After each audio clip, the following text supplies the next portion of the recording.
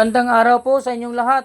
Jake Napoles nga pala ng Little Blade. So, ibabahagi ko lamang sa inyo itong ating mga may handle na work in progress po ito. For scabbard ang gagawin. Pero, ilaline up pa natin to. Hindi ito lahat may-ari. Ibabahagi ko sa inyo yung bakante. Pero mas marami nito yung order talaga. Kasi aking namang mga sundang halos lahat mid to order pasadya. May mga may-ari na po. Sinabay ko lang sa batch na ito. 15 piraso ito. Yung mga walang may-ari. Kasama nito, ito.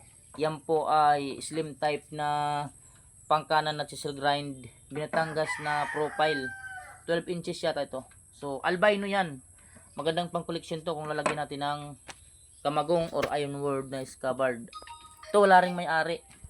Itong mga ito, may mga order to. Ito, order po yan. Ito, sample design, albino. Yan. Mga sample design yung iba dyan. Meron itong walang may-ari kagaya nito. Wala itong may-ari ito eh. Yan. Itong mga iba dito walang may-ari. Pero mga pangkanan po yan. Mga walang may-ari na yan. Dito sa mga mahahaba nito. Order po ito kay Mr. Konkon. Ito kay Mr. Tino. Ito. Di ko sure kung kanino ito. Mga pangalan ito kay Mr. Carrion. Ito kay Mr. Bilunta. Ito. Bakante ito malamang. Dito yan. Kasi pangkanan. Sinabay ko lang yan eh.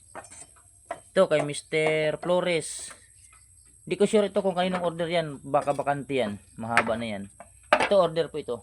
1, 2, 3, 4, 5, 6, 7, 8. Walo la pala order. Baka 7 bakante nito. So mag-PM lang kayo kung sakali man may kursunada kayo. Pero sa mga suki ko na mga nangunguleksyon. Ito maganda dyan oh. Ito. Tsaka ito pang utility.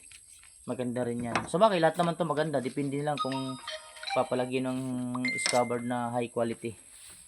Yan. Magandang araw po sa inyong lahat. Hindi ako makapag-live, mahina ang aking signal.